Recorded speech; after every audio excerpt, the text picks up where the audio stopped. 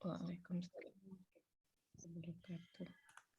Alhamdulillah, hamdan katsiran thayyiban mubarakan fih, kama yuhibbu rabbuna wa yarda.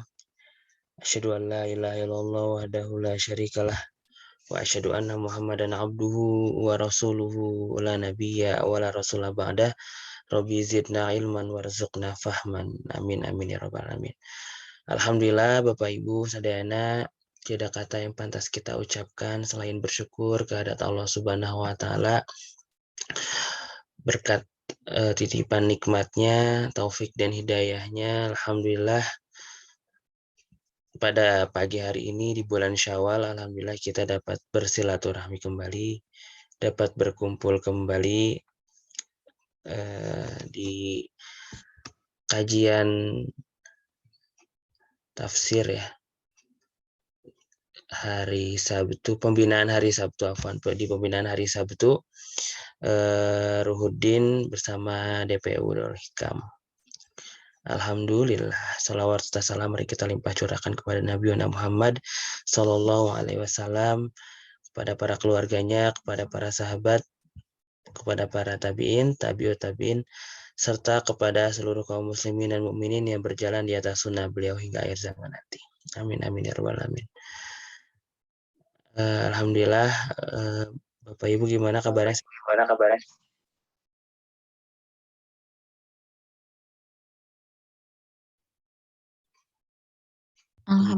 baik. Alhamdulillah sehat Pak. Guru Stati, Teh Reni, alhamdulillah turun, dan ibu-ibu yang lain, bapak ibu yang lain ya, alhamdulillah. Iya, setelah kemarin kita ya, insya Allah hari ini di bulan Syawal kita akan melanjutkan pembinaan kita. Oke, mari kita mulai dengan bersama baca Al-Fatihah.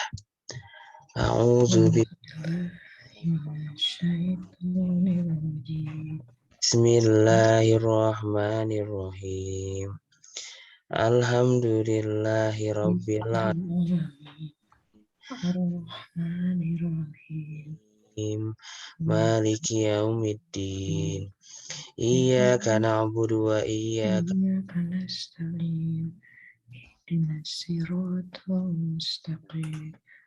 Siratal ladzina an'amta 'alaihim ghairil maghdubi 'alaihim waladdallin. Sadaqallahul azim. Wa sadaqa rasuluhun nabiyul karim wa nahnu ala dzalika minasyahidin wasyakirin. Semoga dengan tilawah tadi acara kita dapat berjalan dengan lancar dan diridhoi Allah Subhanahu wa taala. Amin amin ya rabbal alamin. Alhamdulillah Bapak Ibu sadayana, pada kesempatan pagi hari ini insya Allah kita akan sharing ya tentang menjaga amalan di bulan Ramadan sehingga bisa kita pertahankan, dan semoga kita terus semangat bisa istiqomah gitu ya dalam ikhtiar amalan yang baik. Mari kita mulai dengan bersama basmalah. Bismillahirrahmanirrahim. Sebelumnya saya izin share screen ya, menjaga amalan Ramadan. Nah, Bapak Ibu, bismillahirrahmanirrahim. Insya Allah sharing kita pada pagi hari ini ada 3 key points. Ada the most grateful, Syawal what to do, sama that ever happen. Kita mulai dari yang pertama, the most grateful, atau bahasa Indonesianya apa yang paling disyukuri ya. Jadi Bapak Ibu, mari kita flashback ya ke aktivitas kita mungkin 1 minggu yang lalu, di mana masih dalam nuansa Ramadan, masih nuansa ikhtiar maksimalin 10 hari terakhir gitu ya, masih di nuansa tarawih gitu ya. Coba ada yang mau sharing mungkin dari Bapak, boleh kira-kira apa nih yang paling disyukuri di Ramadan tahun ini? Boleh. Ada yang mau sharing?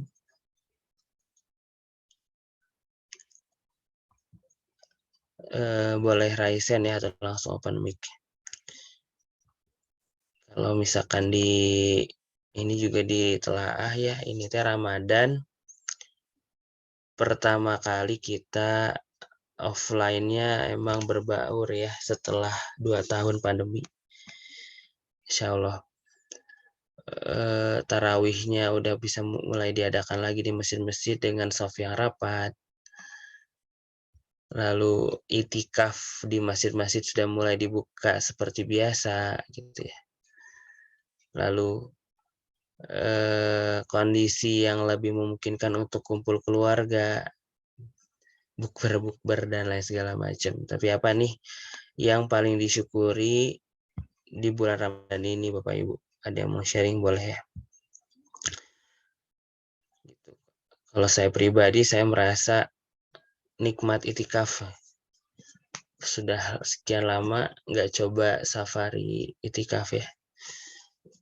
Yang itikaf malam pertama di 10 hari terakhirnya diawali di Darul Hikam, di Al Ihsan. Lalu setelah itu ke masjid-masjid yang lain, ke Al Ukhwah, lalu coba ke Al Murabi, di Pasteur, Al Ukhwah di Balai Kota, lalu ke Darut Tauhid di Gerlo, Masya Allah. Vibes-nya beda-beda gitu ya Bapak Ibu ya. Ngerasa memaksimalkan 10 malam terakhirnya itu nikmat banget. Walaupun sebenarnya untuk mengejar Lailatul Qadar tidak ada banyak cara, di rumah pun bisa ya. Memang afdolnya di masjid karena itu yang disunahkan Nabi Shallallahu Alaihi Wasallam. Bahkan kalau Nabi Shallallahu Alaihi Wasallam itikafnya full ya di masjid, nggak pulang-pulang gitu maksudnya. Seperti itu kurang lebih. Ya, sebenarnya pertanyaan ini ya apa namanya sebuah pantikan. Sebenarnya apa yang benar-benar kita prioritaskan dan benar-benar kita jadikan hal utama untuk dilakukan di bulan Ramadan. Dan akhirnya itulah yang tertransformasikan menjadi rasa syukur. Bersyukur bisa full tarawih gak bolong. Bersyukur bisa tilawahnya 1 hari mungkin lebih dari 1 ain. Bisa di 2 ain atau mungkin 1 juz 1 hari. Atau bahkan mungkin ada yang 3-5 juz per hari. Masya Allah gitu ya. Bapak Ibu semuanya coba kita telaah ya sebenarnya ketika kita tilawah baca Al-Quran untuk sampai ke 1 juz per hari. Itu setiap orang tuh punya kecepatannya masing-masing ya. Punya RPM-nya masing-masing gitu. Dan kecepatan dalam tilawah inilah yang sebenarnya perlu kita ketahui dan perlu kita maknai gitu ya. Supaya kita bisa memahami berapa lama sih sebenarnya yang kita habiskan, kita luangkan, yang perlu kita luangkan untuk mencapai 1 juz gitu ya. Nah, Bapak Ibu berapa nih biasanya? Berapa lama untuk sampai ke 1 juz? Ada mungkin yang setengah jam. Ada yang mungkin 40-45 menit. Ada yang mungkin 1 jam bahkan 2 jam. Coba diingat-ingat, coba dicoba aja ya habis ini. Baca 1 juz di timer. Insya Allah ternyata ketika kita sudah tahu berapa lama durasi kita membaca untuk 1 juz, itu nampaknya semakin realistis kita tuh bisa baca 1 juz itu lebih dari 1 juz itu sehari gitu ya. Bahkan bisa lebih, sehari itu bisa sekian juz gitu. Nah itu yang menarik sebenarnya, itu yang menarik, itu yang bisa kita ingat-ingat dan dicoba terus. Oh, ini ada waktu luang nih, nunggu di stasiun, nunggu di bandara, nunggu sesuatu gitu ya, oh ternyata ada waktu sejam, waktu ada setengah jam. Itu berarti bisa kita ukur, oh kita bisa dapat sekian juz dalam rentan waktu seperti itu. Gitu ya. Kalaupun kita misalkan sejuz itu bisa 1 jam, kalau emang kita fokus untuk ngaji gitu ya, kita bisa lebih dari 10 ini ya, kita bisa lebih dari setengah jam Ustaz, 1 juz kalau diuruskan, Masya Allah.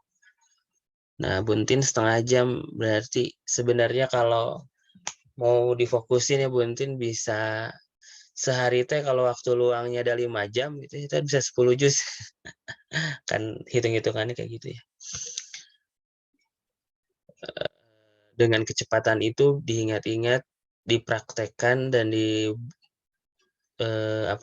kalau misalnya ada waktu luang, mushafnya tuh mungkin bisa dibawa atau via handphone bisa dibaca, dicicil pelan-pelan, maka kita bisa memenuhi kebutuhan tilawah kita per harinya lebih dari yang kita bayangkan, gitu ya. Seperti itu. Selain tilawah bisa sedekahnya ya, mungkin itu yang bisa kita syukuri di Ramadan, amal-amal sedekah yang kita lakukan. Memberi makan orang yang berpuasa dan segala macam. Gitu ya. Jadi sekali lagi, mari kita maknai apa yang disyukuri di Ramadan ini, apakah dari segi ibadahnya, apakah dari segi silaturahminya, karena Ramadan biasanya silaturahmi, ketemu, gitu. Atau dari segi spesifik dari ibadah saumnya kah, sedekahnya kah, sholat malamnya kah, gitu ya. Momentum sholat malam itu yang luar biasa ya, tahajud, yang mungkin di luar Ramadan momentumnya agak sulit dibiasakan. Di Ramadan ini ada momentum sahur gitu kan. Itu yang perlu dibiasakan dan bisa jadi hal yang luar biasa ketika kita biasakan lakukan di luar bulan Ramadan. Ya, seperti itu. Terakhir ditanya ada yang mau sharing langsung apa yang disyukuri bulan Ramadan, Bapak Ibu? Iya, ya silahkan dijawab masing-masing ya, Bapak Ibu.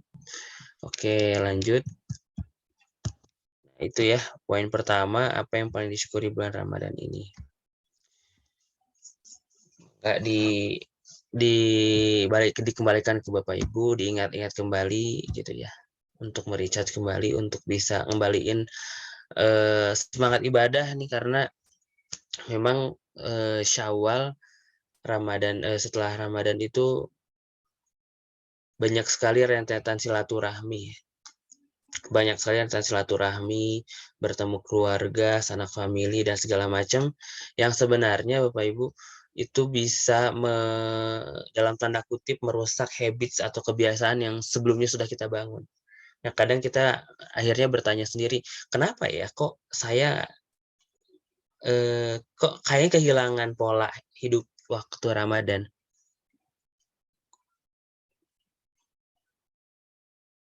Kenapa ya kok tidak terbiasa lagi melakukan A, B, C, D gitu ya.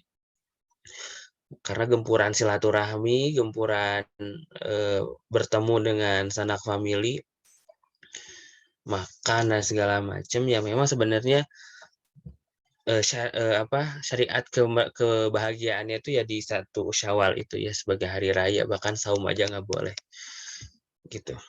Tapi memang karena budaya kita liburan dan segala macam, akhirnya panjang nih kebahagiaan makan silaturahminya.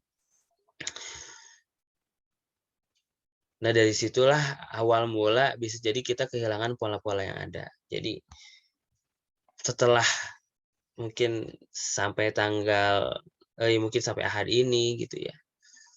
Lalu tanggal 9 sudah masuk dan segala macam. Itu perlu kita balikin lagi tuh. Tapi benar-benar diniatkan ya. Kita tuh ingin benar-benar kembali dengan pola hidup kita di bulan Ramadan atau enggak sebenarnya, atau terbebas sebenarnya. Nah, ini pertanyaan juga ya. Coba tanyakan ke diri sendiri Bapak Ibu.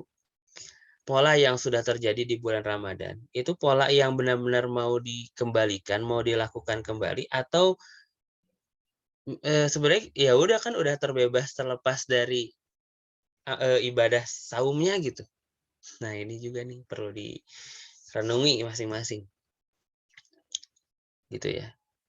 Kita menganggap bulan Ramadan kemarin itu adalah sebuah training yang menyulitkan, yang nggak bisa makan, nggak bisa gitu ya, nggak bisa banyak apa namanya makan lah gitu, terbatas gitu. Akhirnya kita tuh merasa terkungkung gitu, atau kita benar-benar menikmati ibadah tersebut gitu. Nah ini pertanyaan yang perlu direnungi ya. Ya, jangan sampai kita merasa bulan Ramadan kemarin itu adalah sebuah tekanan dan paksaan. Tapi imanan wahtisaban kan gitu ya. Dengan penuh keimanan dan rasa harap bahagia mendapatkan pahala dari Allah gitu. Nah, kalau memang iman dan wahtisaban, kalau memang penuh rasa bahagia untuk bisa mendapatkan pahala di bulan Ramadan, berarti rasa bahagia itu perlu pengen terulang dong, pengen terus ada dong di luar bulan-bulan Ramadan gitu ya. Nah maka sebelum kita berpikir aman apa yang mau dilakukan, hati kita dulu yang perlu ditata, bahwasanya benar-benar rindu apa yang kita lakukan di bulan Ramadan, benar-benar ingin kembali ke bulan Ramadan. Bahasanya benar-benar ingin kembali ada suasana kondusif untuk melakukan berbagai macam ibadah. Kayak gitu ya. Jadi semoga itu bisa membangkitkan kembali semangat yang tadi di bulan Ramadan. Lalu apa nih di bulan Syawal yang perlu dikerjakan? Ya, kita start with why. Banyak ini ya apa di bulan-bulan Hijriah memang ada beberapa amalan yang khusus ya, terutama bentuknya saum. Setelah Ramadan 30 hari Bapak Ibu, Allah mensyariatkan kita mensunahkan untuk saum Syawal. Gitu ya. Untuk saum Syawal. Yang mana keutamaannya 6 hari itu seperti saum 1 tahun full. Gitu ya. Dan Masya Allah ya, kalau dipikir 6 hari itu seperti saum full, tiada henti, tiada batas, tiada akhir gitu ya. Dan ternyata patokan kenapa 6 hari itu seperti 12 bulan, karena hitungannya adalah, ini hadis sahih, puasa Ramadan itu dibalas dengan 10 bulan. Dan puasa 6 hari dibalas dengan 2 bulan. Itulah puasa 1 tahun. Jadi setelah 30 hari kita puasa, itu tuh sama seperti 10 bulan. Ditambah 6 hari, itu seperti 2 bulan. Jadi genaplah 12 bulan. Gitu ya. Jadi kalau misalkan mau menggenapkan, mau mengoptimalkan apa yang kita ingin dapatkan secara utuh keutamaannya, full 1 tahun, maksimalin 6 hari aja puasa. Kan udah kemarin lulus 30 hari ya, lebar atau 6 hari mah. Bisa insya Allah kan gitu ya. Karena puasa ini ya istimewa, hanya ada di bulan Syawal gitu. 6 hari pula. Allah nggak minta kita 15 hari setengahnya dari 30 hari. Nah, seakan-akan Allah tahu, nggak seakan-akan, memang Allah tahu ya. Allah tahu kita selama 30 hari udah berjuang puasanya, di Syawal tidak 25 hari gitu ya. Tidak 20 hari, tapi 6 hari aja cukup. Gitu ya. 6 hari aja. Dikit kok. Masya Allah. Kasih sayang Allah dari 6 hari ini bisa berbuat 12 bulan. Menggenapkan 12 bulan maksudnya. Seperti itu. Inilah kenapa perlu saum sunnah Syawal. Kayak gitu ya. Jadi memang saum sunnah untuk saum atau untuk melakukan ibadah apapun yang lainnya, kita perlu meluruskan niat ya Bapak Ibu ya. Kita perlu meluruskan niat. Salah satu cara meluruskan niat, kata guru saya, adalah dengan membayangkan, dengan menargetkan apa yang Allah janjikan kepada kita setelah melakukan amal tersebut. Gitu ya. Wah, yang dibayangkan ketika mau saum sunnah Syawal adalah dapat keutamaan satu tahun full beribadah saum. Nah, itu yang dibayangkan. Oh iya, pahalanya berarti seperti itu. Oh iya, pahalanya berarti seperti itu. Jadi lurusin niatnya, gitu ya. Lurusin niatnya. Ya, disunahkan saum sebenarnya teman Bapak Ibu dalam 1 tahun kita hidup, gitu ya. Sebenarnya saum itu banyak sekali hitungannya, bahkan bisa dibilang hampir 1/3 kita hidup dalam 1 tahun itu tuh disunahkan saum. Disunahkan, nanti ada perhitungan wajibnya. Contoh kayak gini, misalkan satu tahun ada 365 hari. Kita hitung bareng-bareng ya Bapak Ibu ya. 1 tahun ada 365 hari. Disunahkan untuk saum di dalam 1 bulannya. Itu ada saum Senin Kamis dan ada saum Ayyamul Bid, itu yang umum dulu. Saum Senin Kamis itu di setiap Senin dan Kamis berarti 2. Ada 2 hari dalam 1 minggu. Berarti 1 bulan kalau ada 4 minggu berarti 2 kali 4 ada 8. Ditambah Ayyamul Bid. Ayyamul Bid itu di tanggal 13, 14, 15.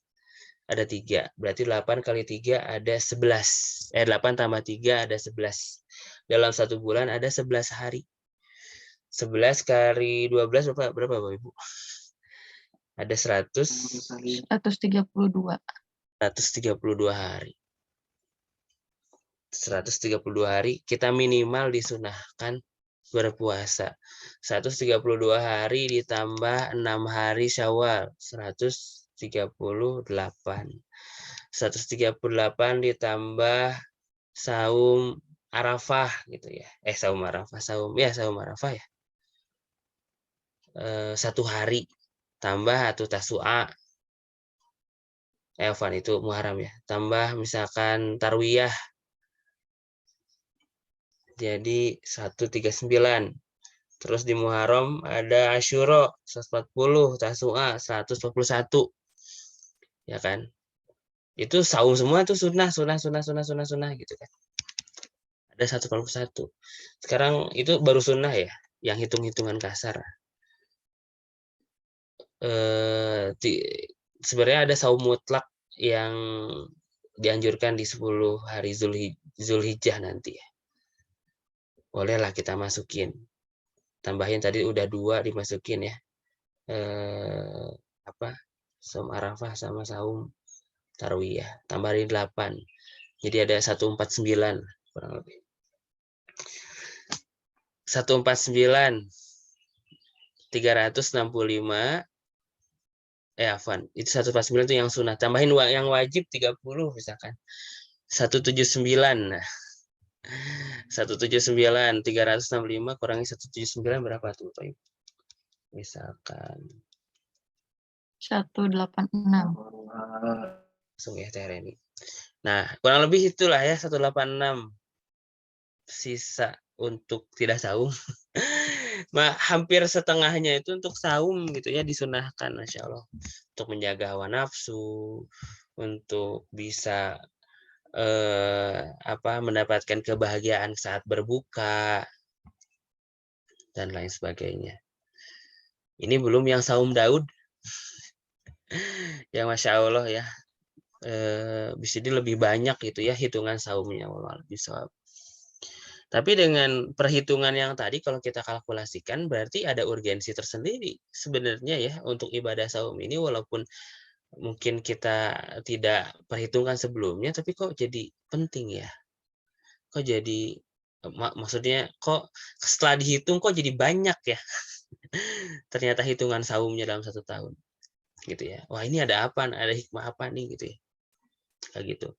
Ya, tapi ala kulli hal di depan kita ada saum Syawal ya, ada saum Syawal.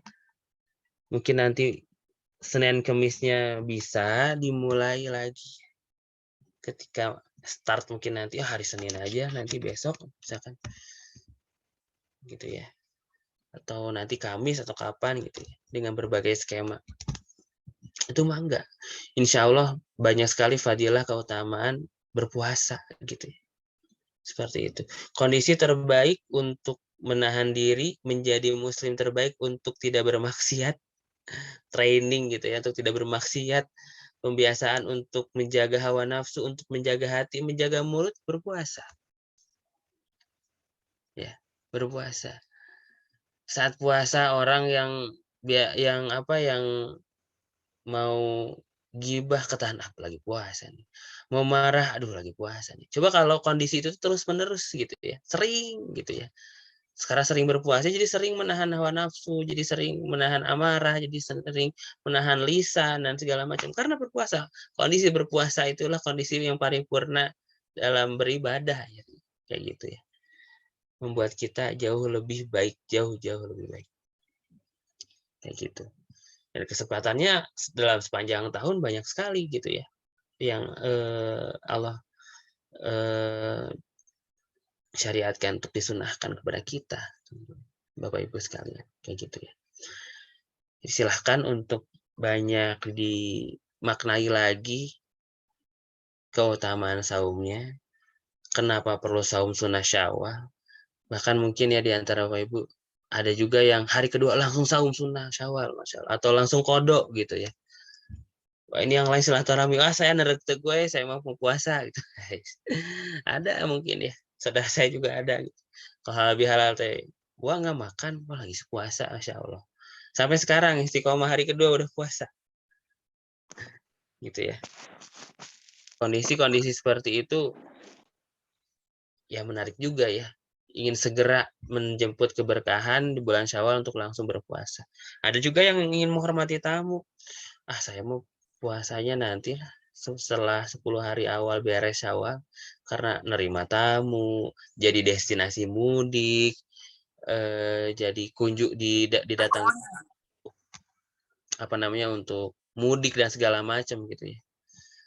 Banyak sanak family yang datang, keluarga. Saya mah nanti aja. Kan ada juga yang mempertimbangkan seperti itu ya, silahkan.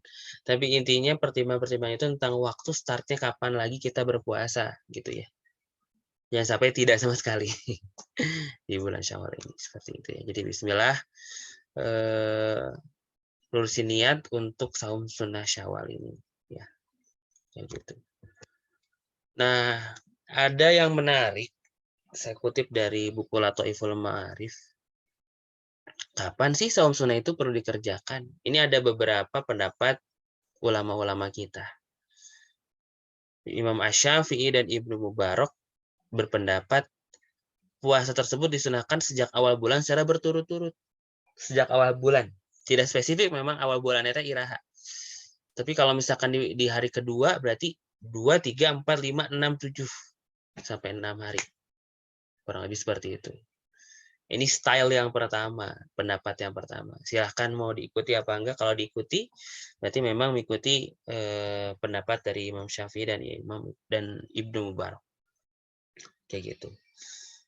Jadi tidak selang-seling, tidak sekarang puasa. Nanti puasanya kapan-kapan lagi gitu. Jadi kalau makin ditunda makin sayang sebenarnya. Waktu tuh nyerelek tahu-tahu udah mau akhir Syawal, saum Syawalnya belum. Wah, itu mah sayang banget. Sayang banget gitu ya.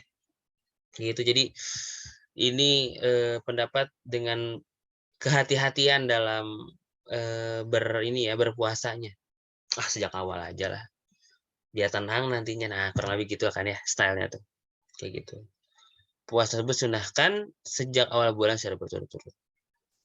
Nah, ada dari Waki dan Imam Ahmad pendapat yang lain. Waki ini ya, gurunya Imam Syafi'i. Syakautu ila waqi'in su'a hifzi farsa'adani ila tarkil ma'asi fa akhbaroni bi annal ilma nurun wa nurullahi la yudali asi itu dari Imam Syafi'i. Imam Syafi'i mengadu kepada Waki. Waki itu gurunya, Bapak Waki. Tidak dibedakan antara mengerjakannya secara berturut-turut atau memisahkannya di sepanjang bulan Syawal. Nah, jadi kalau pendapat Waki dan Imam Ahmad, silahkan, mangga mau terus berunut dari awal mungkin, atau mau selang-seling mangga.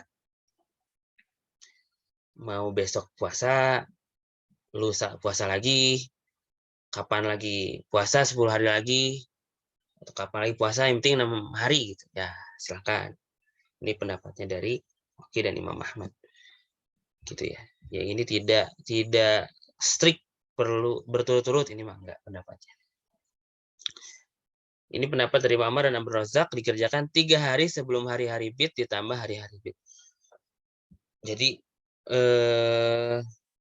kalau ini pendapat yang lain adalah sebelum dan saat hari-hari bid Ayyamul bid. Ayyamul bid itu tadi 13, 14, 15, berarti 3 hari sebelumnya berarti tanggal 9, 10, 10, 11, 12, 13, 14, 15, ya jadi 6 pas.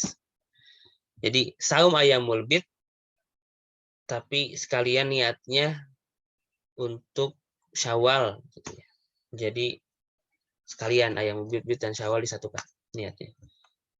Itu yang disampaikan oleh Ma'mar dan Abdul Razak. Jadi tengah-tengah itu mengambil momen Ayyamul bid. Nah, dari ini silahkan diambil. Ini karena pendapat ulama, bukan kata saya Bapak Ibu ya.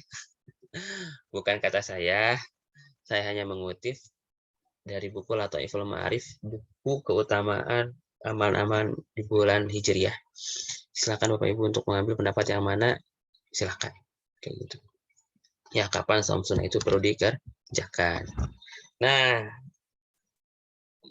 apa manfaatnya saum setelah bulan Ramadan teh? Nah, ini ada beberapa konklusi ya, manfaat saum setelah bulan Ramadan. Pertama, dianggap sebagai penggenap pahala puasa sepanjang tahun. Tadi kita sudah bahas ya. Dari estimasi 1 bulan itu jadi 10 bulan, ditambah 6 hari menjadi 2 bulan, jadi 12 bulan full. Menarik. Gitu ya. Mangga yang mau menggenapkan pahala puasanya jadi full 1 tahun, mangga momentum Syawal ini bisa kita maksimalin. Yang kedua, penyempurna kekurangan puasa fardu. Nah, ini menarik. Ketika kita sholat sunnah rawatib, qobliyah, ba'diyah, salah satu fungsinya adalah sebagai penyempurna sholat fardu kita.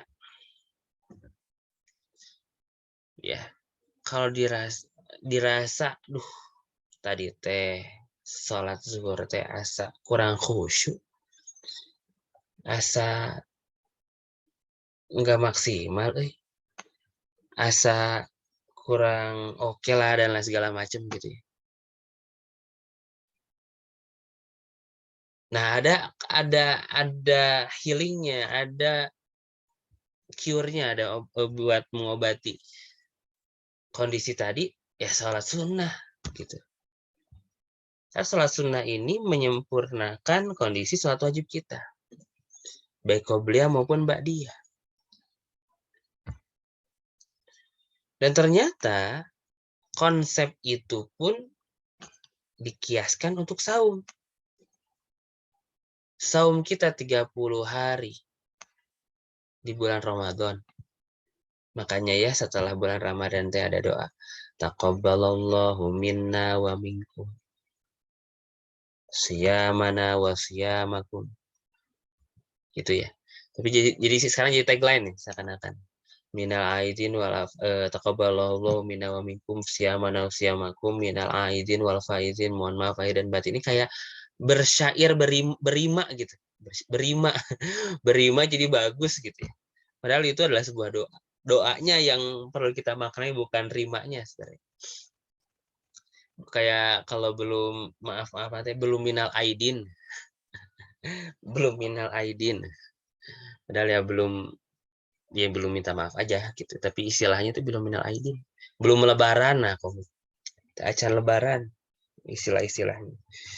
Ya, tapi hadirnya doa taqabbalallahu minna wa minkum siyamana wa siyamakum kullu amin antum bi khair. Itu adalah sebuah rentetan doa, intinya tuh ingin diterima amal ibadahnya, terutama saumnya di bulan Ramadan. Gitu ya. Kebiasaan para ulama kita terdahulu, Bapak Ibu, ada dua fase. Ada dua fase selama hidup 1 tahun. Ada fase berdoa supaya Ramadan yang telah dilalui itu Allah terima selama 6 bulan. Jadi kalau misalkan ada berdoa, taqabbalallahu minna wa minkum siyamana wa siyamakum kullu amin wa antum bi khair. Intinya seperti itu, intinya minta doa supaya Ramadan ini diterima itu selama 6 bulan. Jadi tidak hanya bulan Syawal taqabbalallahu minna wa minkum teh gitu. Siyamana wa siyamakum teh enggak perlu bulan Syawal aja. Enggak perlu bulan Zulqa'dah, Zulhijjah bahkan. Ini sampai 6 bulan ke depan. Syawal, Zulqa'dah, Zulhijjah, Muharram, Safar, Rabiul Awal sampai Muludan lah gitu. Kondisi 6 bulan deh. Lalu teks setelah 6 bulan. Nah, setelah 6 bulan para ulama terdahulu berdoanya akhirnya dirubah, yaitu adalah Allah balighna Ramadan, ya Allah sampaikan dong ke bulan Ramadan. Ya Allah, semoga nyampe lagi di bulan Ramadan. Ya Allah, semoga bisa menikmati lagi nikmat beribadah di bulan Ramadan. Gitu ya. Jadi dengan kondisi seperti itu, 6 bulan awal taqabbal minna wa minkum minta diterima, 6 bulan selanjutnya minta disampaikan ke bulan Ramadan. Ada pos-pos, ada waktu-waktu di mana kita bisa menyempurnakan puasa Ramadan kita supaya diterimanya lebih baik lagi. Itu dengan puasa sunnah. Gitu ya, itu dengan puasa sunnah. Mangga Senin Kamisnya, yang morbidnya dan segala macam. Seperti itu. Ya, dan terutama di bulan Syawal ini ada saum Syawal. Lalu kembali berpuasa menjadi tanda akan diterimanya puasa Ramadan. Ini juga statement para ulama. Karena output dari puasa itu adalah doanya kan la'alakum tattaqun. Semoga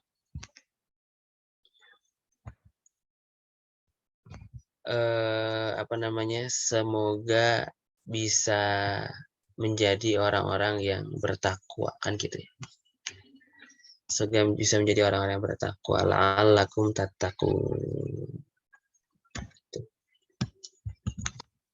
Nah, jadi kondisi bertakwa itu kondisi yang mantap dari segi hati, mantap dari segi pengimplementasian, pengaplikasian ibadahnya. Gitu ya. Jadi kondisi imannya bertambah, hatinya jadi lebih baik, ibadah jadi semangat. Itu adalah kemudahan-kemudahan yang Allah berikan menjadi sebuah tanda diterimanya bulan Ramadan. Memang tidak ada dalil secara spesifik, tapi ini kita coba tadabburi ayat man shoma syahrul Ramadan alladzi sampai akhir gitu ya, yang emang disyariatkannya berpuasa dan la'alakum tattaqun itu sebagai outputnya. Gitu ya. Jadi semangat kita berpuasa, beribadah di bulan Ramadan, jadi ini adalah kemudahan-kemudahan yang Allah berikan, sebuah hadiah setelah kita berjuang di bulan Ramadan. Jadi Allah tuh kayak ingin membuat kita tuh beribadah terus gitu. Kita jadi mudah gitu. Nah, gitulah. Terutama di Syawal ya. Jadi kayak pengen lagi ini saum, pengen lagi nih, pengen lagi. Nah, itu. Satu tandanya Allah lebih sholat. Lalu bukti syukur setelah nikmat kemenangan di Idul Fitri. Setelah di ini ya Bapak Ibu, setelah coba survei, coba saya lihat gitu ya. analisa dan tanya-tanya ke beberapa teman yang di Timur Tengah.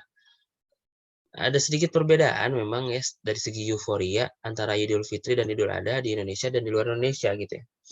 Di Timur Tengah hype yang cukup kerasa itu ternyata lebih tinggi hype-nya Idul Adha daripada Idul Fitri.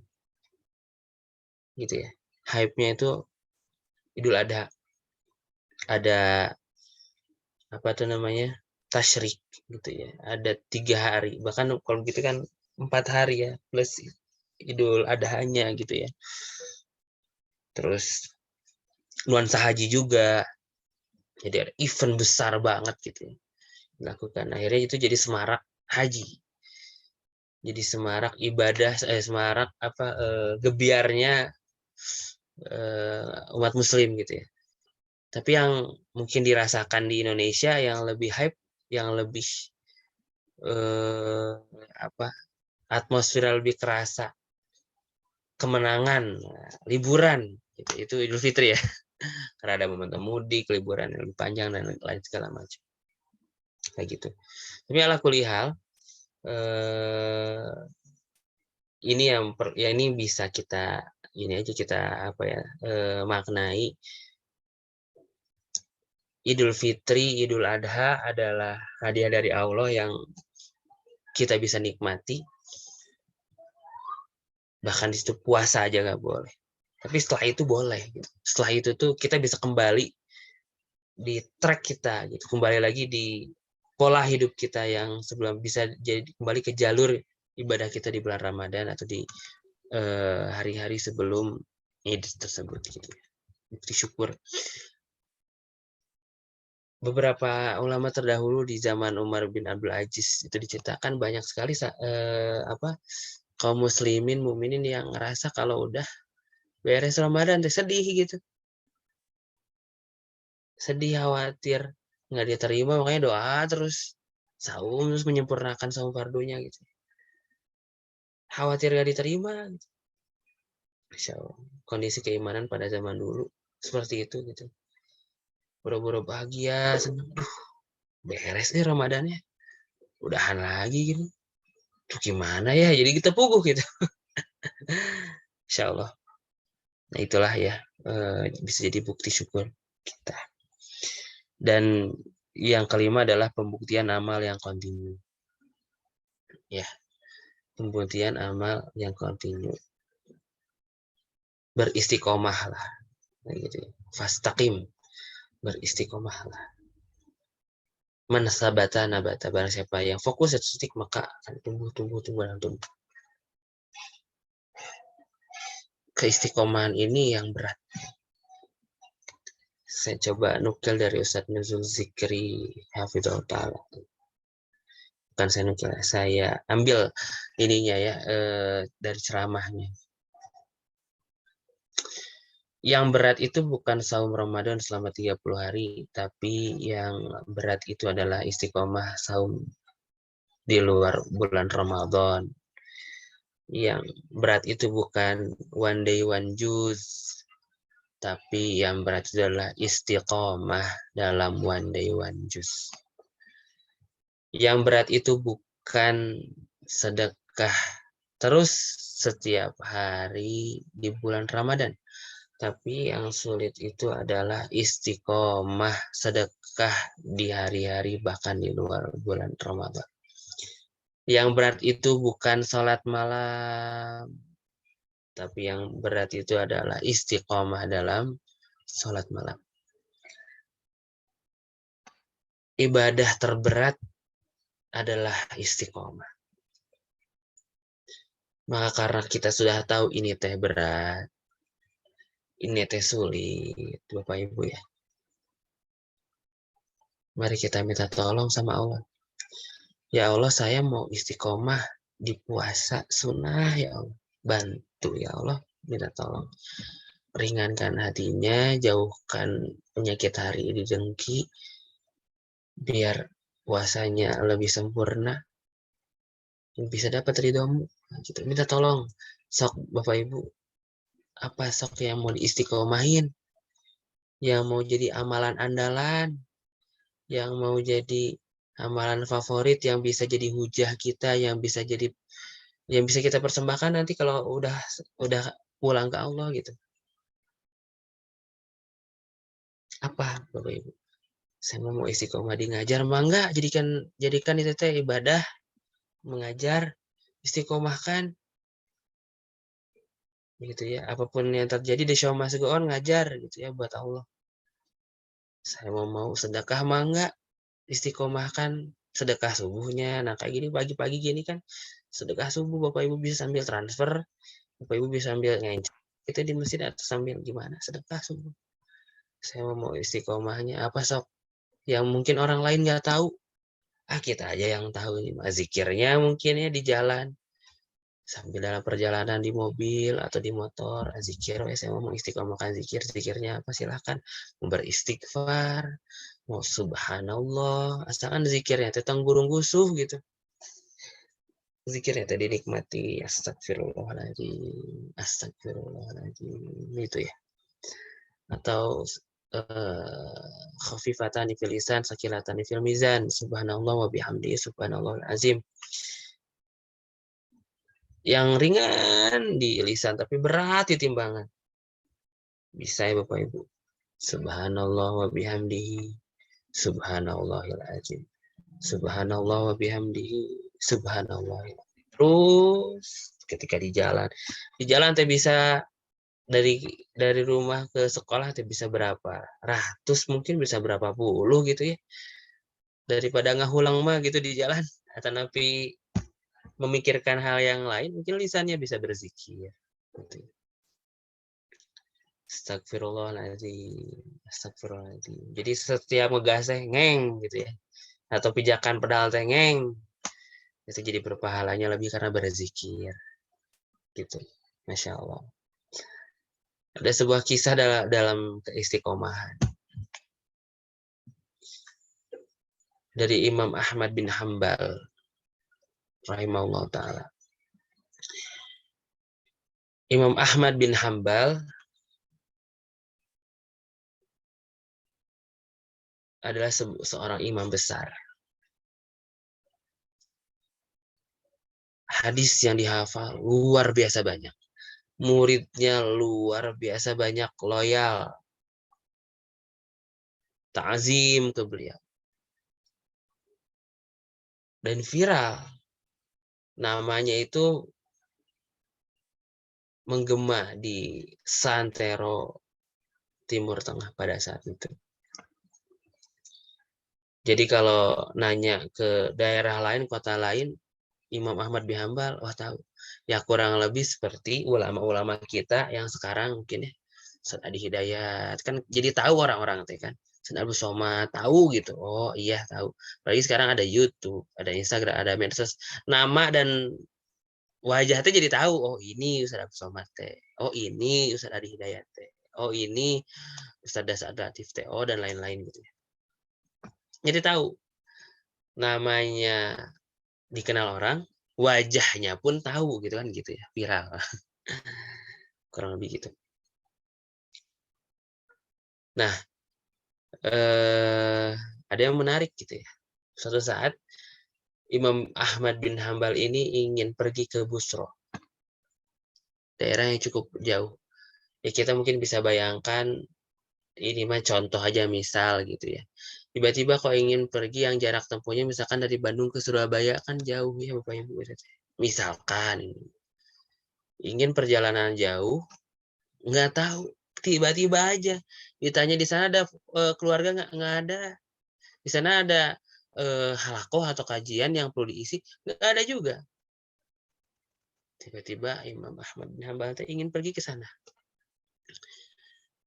Wah nggak tahu mau menjemput apa, tapi dengan keyakinan dan hati yang terpanggil seakan-akan ke sana, udah berangkat dengan membawa perlengkapan, tidak menggunakan travel ya Bapak Ibu. Pakai kendaraan, entah unta, entah keledai, entah kuda, berangkat. Sampainya Imam Ahmad bin Hambal sampai sana nyampelah di sebuah masjid.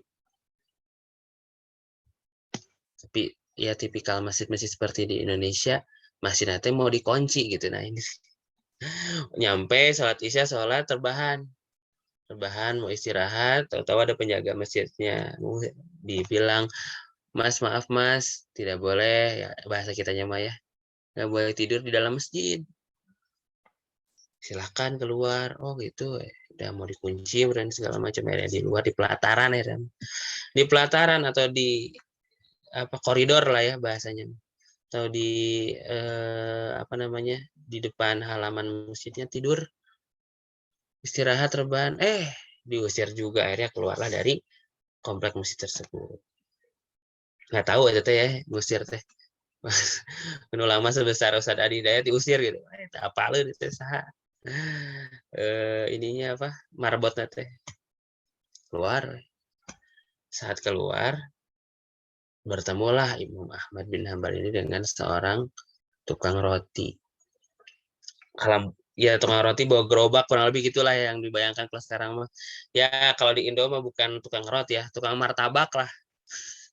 Malam-malam ya dagangnya gitu ya, tukang martabak. Pada saat ketemu sama tukang martabak itu ditanya, dari mana, kan kelihatan orang udah lagi traveling atau bukan orang situ tuh pasti ketahuan gitu ya, lagi perjalanan dari mana mau kemana gitu ya. Saya tuh mau baru nyampe di sini, barusan saya tidur di masjid, disuruh keluar segala macam. Udah kalau gitu mah ini aja apa, tidur di tempat saya aja ya, yang ikut sampai ke rumahnya, diberikan tempat terbaik sama tukang roti tadi untuk tidur, akhirnya tidurlah di situ. Istirahat lah intinya Maya, istirahat. Setelah itu ada yang menarik di sini. Ketika Imam Ahmad bin Hambal beristirahat, tiduran, rebahan gitu, lihatlah si tukang roti ini beraktivitas. Aktivitas malamnya adalah bikin apa namanya, adonan roti buat besoknya gitu ya, untuk dijual. Tapi ada yang tidak lazim dari aktivitasnya ini. Yang tidak lazim adalah bibirnya yang bergerak terus. Kayak yang melafalkan sesuatu. Mantra bukan mantra. Jambi-jambi bukan juga. Tapi terus gitu ya, bergerak. Saat saat membuat adonan. Karena hal itu cukup menarik, akhirnya apa ya, kalau bahasa Sunda cengkat gitu ya, lalu berdirilah gitulah ya, lalu menghampiri tukang roti tersebut. Apa yang kau ucapkan gitu ya, kok saya perhatikan lisannya itu nggak berhenti gitu ya, kayak melafalkan sesuatu sambil mengerjakan aktivitas persiapan untuk apa yang disampaikan kata si tukang roti ini tuh. Saya beristighfar ya. Mungkin kalau sekarang kalau lagi kerja gitu ya, apalagi anak-anak muda itu lagi kerja gitu, pengen nanti ada lagu gitu, lagu dong, lagu gitu ya, gitu. Yang saya pernah buah gor,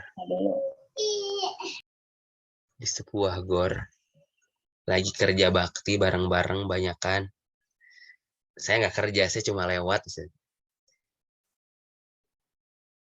Lagu apa? Tiba-tiba ada orang yang lagunya teh dipindahin dari lagu teh ke Murotal Tilawah. Itu satu gor kayak yang protes, wah malah diganti. Yang nyetel tilawahnya teh bergumam gitu ya, kayak ya jadi heran kan kita teh, sama ini ayat-ayat Allah kenapa pada protes gitu. Jadi dia tuh dalam ya, jadi ya agak-agak kedengeran gitu.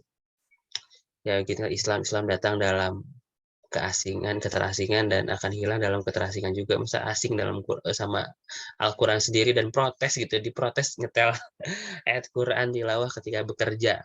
Itu kan jadi miris juga ya berpikir. Kan bukan tempatnya tuh, bekerja mah bukan dengan background tilawah dan segala macam ya gitu lah. Cuma kondisinya tukang roti ini tuh nggak musik gitu. Bukan maksudnya nggak dengan lagu semangatnya tuh. Tapi dengan beristighfar gitu ya. Bukan beristighfar, astagfirullahaladzim, astagfirullahaladzim, astagfirullahaladzim, astagfirullahaladzim. Terus ngambil air, astagfirullahaladzim. Terus tepungnya, astagfirullahaladzim. Sampai ya membuat adonan lah prosesnya, terus beristighfar. Masya Allah. Ditanya sama Imam Ahmad bin Hanbal, sejak kapan kau membiasakan seperti ini? Kurang lebih ya sejak pertama kali dagang roti ya.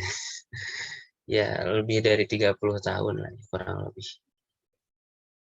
Oh Masya Allah. Seistiqomah itu dengan amalan yang kecil sederhana gitu ya. Beristighfar dalam kondisi apapun, waktu luang beristighfar, nggak lagi ngobrol sama teman sama sahabat beristighfar, lagi nggak ada aktivitas yang urgent beristighfar terus selama Masya Allah puluhan tahun. Lalu ditanya lagi, ini menarik juga pertanyaan, lalu apa yang Allah berikan padamu?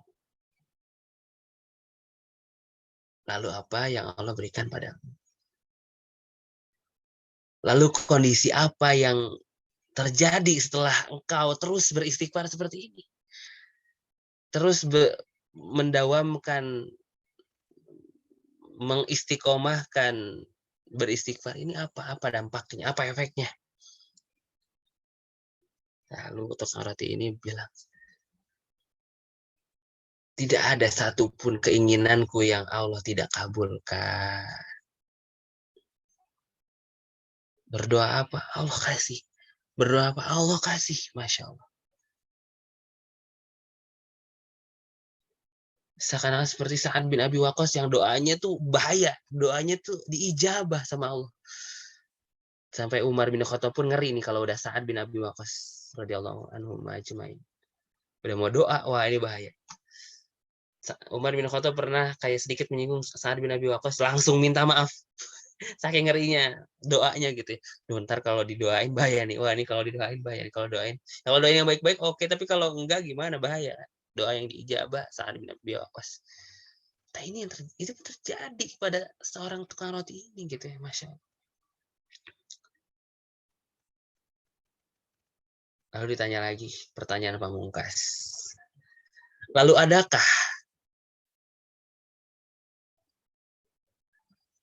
adakah doamu yang belum Allah kabulkan? Adakah doa yang masih Allah tangguhkan? Doa yang belum Allah realisasikan? Adakah doa tersebut atau keinginanmu yang masih belum terwujud? Ada satu hal yang ingin dan belum terwujud. Sesungguhnya aku ingin sekali bertemu dengan ulama besar, seorang yang dicintainya, yang bisa jadi ilmu Islam tuh sampai kepadanya lewat imam tersebut, lewat guru tersebut, namun sebenarnya belum ketemu secara fisik, secara langsung belum ketemu. Karena ya ilmunya nyampe mungkin lewat siapa, tapi belum bertemu langsung. Siapakah dia? Saya ingin bertemu dengan Imam Ahmad bin Hanbal. Masya Allah. Lalu Imam Ahmad pun memeluknya. Wahai saudaraku, sesungguhnya pada hari ini telah Allah ijabah doamu. Dan tidak ada satupun doamu yang belum terwujud untuk hari ini. Karena orang yang memelukmu inilah Imam Ahmad bin Hanbal. Masya Allah. Bayangkan Bapak Ibu, karena keistiqomahan ini, karena kontinuitas beristighfar dapat menggerakkan hati seorang Imam Ahmad bin Hambal, seorang ulama besar. Tepugu-pugu yang kabusro pengen datang sebuah kota, nggak ada ngisi kajian, nggak ada saudara, nggak ada apa, ternyata untuk menemui seorang yang beristiqomah dalam beristighfar, yang istiqomah dalam amalan yang kecil, insya Allah. Kekuatan istighfar, kekuatan keistiqomahan, sederhana yang beristighfar kan, astagfirullahaladzim, gratis gitu ya, astagfirullahaladzim, astagfirullahaladzim, astagfirullahaladzim, masya Allah, tabarakallah. Inilah kekuatan amalan yang kontinu. Jadi mangga, ya, balik ke pertanyaan tadi, Bapak Ibu mau mengistiqomahkan apa? Silakan. Mumpung momen Syawal. Kemarin kan mumpung momen Ramadan, ini mumpung momen Syawal. Sebenarnya mumpung masih hidup gitu ya. Silakan apa nih yang mau dimaksimalin? Apa ini yang mau diistiqomahkan? Silakan. Pembuktian amal yang kontinu. Itu manfaatnya ya Bapak Ibu. 5. Sebenarnya banyak, tapi ini mungkin yang terangkum di Lataiful Ma'arif. Lanjut. Nah, ada pertanyaan juga biasanya terlontar, ini mana dulu nih, kodok saum dulu atau saum Syawal dulu. Ini ada beberapa pendapat juga ya. Yang paling kuat kodok dulu. Kodok, ada yang kodonya 7 hari, 8 hari, 10 hari, setelah itu sunnah. Karena prioritas wajib dulu baru sunnah. Gitu ya. Tapi kalau udah mepet, nanti ada juga beberapa pendapat yang ya udah saum sunnah dulu, Syawal dulu karena keterbatasan waktu, faedah gitu ya. Tapi ini kembalikan lagi Bapak Ibu, tapi ya kodok pada wajib ya, wajibnya dulu gitu ya. Kalau bisa diikhtiarkan, baru nanti masuk ke sunnah. Biar tenang juga gitu ya. Kemarin teh ada beberapa temen teh yang udah masuk Rajab gitu ya. Bahkan Syaban, saum apa ini belum beres kemarin, kodok mepet gitu deh, Masya Allah. Ini belum beres, kodok belum beres ini. Mungkin salah satu refleksi pembaharuan dirinya, kodoknya dari sekarang gitu. Syawal kan mantep gitu. Di situ saum-saum sunnah nantinya bisa lebih tenang lagi, lebih maksimal. Gitu. Dan yang terakhir tentang Syawal, untuk semarak Syawal ini, mungkin ini beberapa hal yang pernah terjadi bulan Syawal yang kita coba unboxing, kita coba cari tahu apa aja. Yang pertama, nah kan kita sering dengar ya Bapak Ibu ya, kalau ke saudara gitu ya, atau ke anak sendiri atau ke siapa, jangan lupa ya kalau nikah nanti Syawal aja, kan sunnahnya seperti itu. Syawal tuh identik dengan menikah dan itu menjadi sunnah gitu. Nah, biar lebih spesifik dan biar kita lebih tahu jelas sebenarnya teh kalau sunnah kan berarti dilakukan oleh Nabi SAW. Kalau enggak min qaulihi, min fi'lihi, min takririhi, min sukutihi, dari diamnya. Jadi dilakukan oleh Nabi SAW. Itu adalah ketika menikahi Aisyah radhiyallahu anha dan juga Ummu Salamah radhiyallahu anha di tahun yang berbeda. Ya. Bahkan Nabi SAW kan tidak langsung hidup dengan Aisyah ya serumah.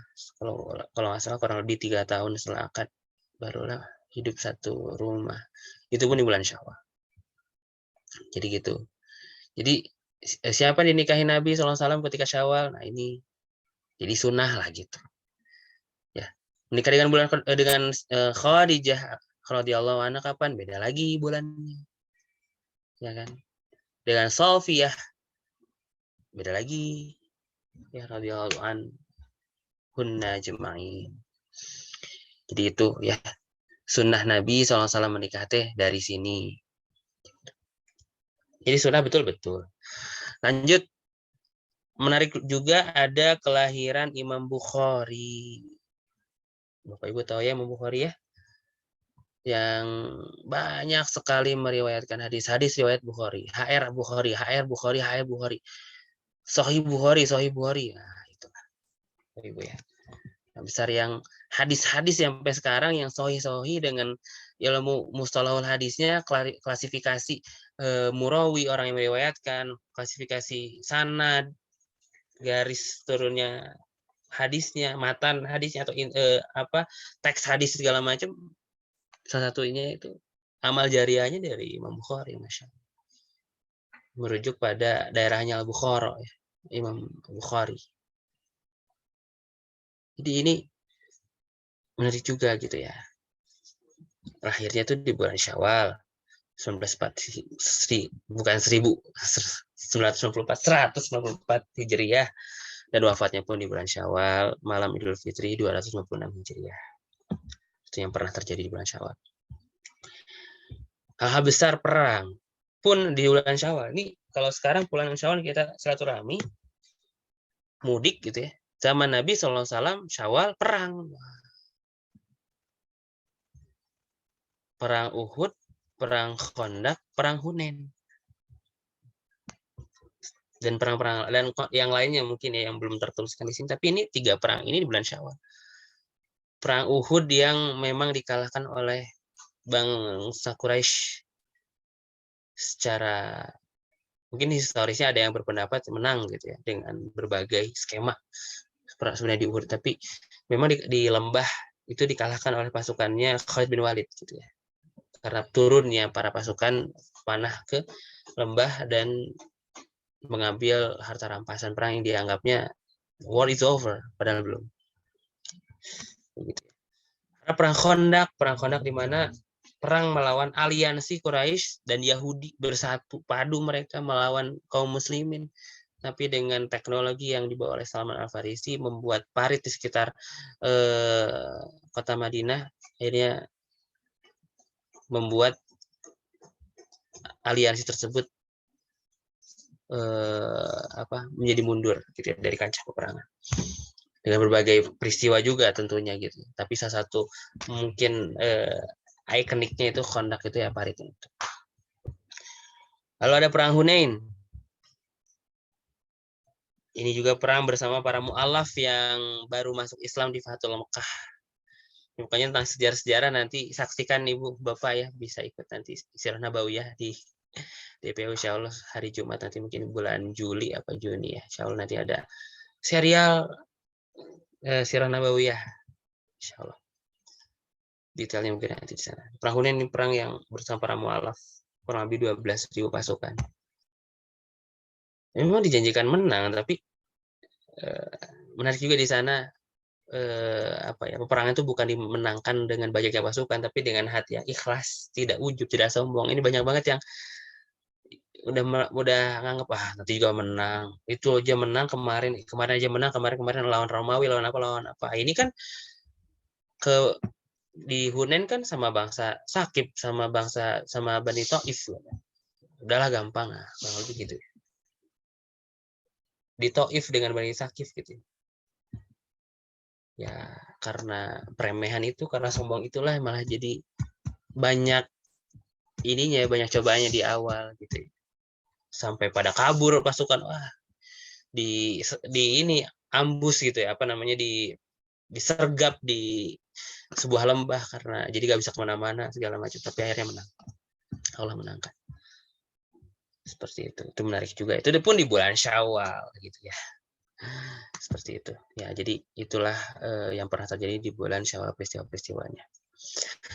Nah, makanya intinya Bapak Ibu ini ya, ada sebuah hashtag menarik dari sini namanya mengawal Syawal. Hashtag mengawal Syawal. Karena memang secara bahasa Bapak Ibu, Syawal itu artinya syala, yang berarti naik, meninggi, irtafa'a yartafi'u. Syawal, syala. Maka pada bulan ini kedudukan dan derajat kaum muslimin meninggi di mata Allah Subhanahu wa taala karena telah menunaikan ibadah saum pada bulan Ramadan. Gitu ya. Kita kawal Syawal supaya nggak los banget gitu. Kita kawal. Nah, apa nih yang mau dikawal? Amalan apa yang mau dikawal? Kebaikan apa yang mau dikawal? Ya, ayo kita mengawal Syawal. Wah, udah saum lagi nih. Ya kan mau mengawal Syawal nih. Ya, gitu. Supaya nggak los. Oh, udah ini lagi nih, udah ibadah ABCD. Iya, karena mau mengawal Syawal. Hashtag ini bisa dibumikan gitu ya, bisa digunakan mengawal Syawal. Karena kalau nggak dikawal, kalau nggak dijaga Syawalnya, los aja nanti gitu ya. Padahal masih ada puncak 10 hari awal di bulan Zulhijjah yang keutamaannya tuh hampir apple to apple dengan 10 hari terakhir di bulan Ramadan. Itu pun perlu persiapan dan pembiasaan. Kalau los banget nanti nggak terbiasa lagi nanti di sana. Kayak gitu ya. Ya, mari kita kawal Syawal kita dengan mengawal Syawal. Irtafa, Bapak Ibu ingat, irtafa, naik. Jadi kondisi kita perlu naik, keimanan kita perlu naik, ibadah kita perlu naik. Mungkin memang vibes-nya berbeda, tapi inilah ujiannya, gimana nih biar naik. Gimana pola minimal oke sama deh. Naiknya dari presentasi tahun lalu nggak los-los banget gitu ya Syawalnya. Gitulah kurang lebih. Ya seperti itu Bapak Ibu yang bisa saya sampaikan materi tentang Syawal ini ya. Semoga kita apa yang kita lakukan di bulan Ramadan kita bisa jaga, ya kita bisa istiqomah. Pick your favorite amalan gitu ya. Apa yang paling favoritnya, paling disenengin, yang mau diistiqomahkan, mau jadi continue sehingga manasabata nabata dan mendapatkan hal-hal yang Allah janjikan. Silahkan Bapak Ibu ya, ajak keluarganya, ajak murid-muridnya, ajak sahabat-sahabatnya. Semoga Allah ridhoi dan mudahkan untuk kita bisa beristiqomah di luar bulan Ramadan. Allahumma taqabbalallahu minna wa minkum syamana syamakum kullu amin wa antum bi khair wa balikna Ramadan fi sanatih. Tafi biadal qadar. Itu aja mungkin bisa saya sampaikan. Terima kasih Bapak Ibu. Mangga untuk Bapak Ibu bisa mengisi absensi, dan juga barangkali ada ya Bapak Ibu yang mau bersedekah pagi ya, mau mengistiqomah sedekah pagi, bisa di rekening yang tertera. Maka Bapak Ibu kalau mau ada yang mau sharing silahkan ya, atau mau menambahkan mungkin 1 atau 2 orang saja. Ada pertanyaan Kang di kolom chat. Oh iya. Assalamualaikum, Ustaz, izin bertanya, untuk usia lansia di 90 tahun, apakah masih ada kewajiban untuk berpuasa? Kalau bayar pijak, apakah harus dikodo juga? Soalnya Senin Kemisnya tidak pernah lewat. Baik. Mungkin ada yang mau menanggapi, menambahkan, boleh ya untuk pertanyaan ini. Untuk sependek pengetahuan saya, kalau misalkan lansianya kondisi 90 tahun teh kayak gimana gitu ya? Apakah masih kuat? Apakah masih ingatannya masih ini sadar? Gitu ya. Nah, ini dipastikan gitu ya. Kalau tidak ada uzur syar'i, maka masih ada kewajiban. Kalau misalkan sudah tidak memungkinkan, ya bisa dengan rusuh-rusuh yang ada seperti itu. Kalau Senin Kemisnya tidak pernah kelewat gitu ya, insya Allah puasa Ramadannya mungkin bisa diarahkan juga untuk dipertahankan. Tapi kalau nggak kuat segala macam, memang tidak kan ini bayar jadi karena berbagai skema ya. Kalau emang benar-benar nggak bisa banget, kayak nggak ada harapan untuk dikodok, ya berarti ya bayar fidyahnya yang nggak perlu di kodok lagi kalau misalnya nggak mampu. Tapi kalau misalkan masih mampu, ya silahkan gitu ya untuk dikodok skemanya. Kalau bisa ditanyakan ke guru-guru yang lain. Itu. Oke. Bapak Ibu, jika tidak ada yang mungkin bertanya atau sharing dicukupkan saja ya Bapak Ibu ya. Langsung saja untuk banyak menguatkan niat dan meluruskan niat supaya di Syawal ini kita bisa lebih maksimal. Itu aja mungkin, atur nuhun, jangan lupa absen. Mari kita tutup dan bersama baca hamdalah. Alhamdulillahirrahmanirrahim dan wa kafirul majlis subhanakallahumma bihamdika asyhadu an la ilaha illa anta astaghfiruka wa atubu ilaik. Aktafi bi hadzal qadar. Wassalamualaikum warahmatullahi wabarakatuh. Atur nuhun sadayana. Waalaikumsalam warahmatullahi wabarakatuh. Atur Ustaz, jazakallah. Betul, Ustaz. Sadayana qabbalallahu minna wa minkum. Atur nuhun Kang Faisal. Assalamualaikum.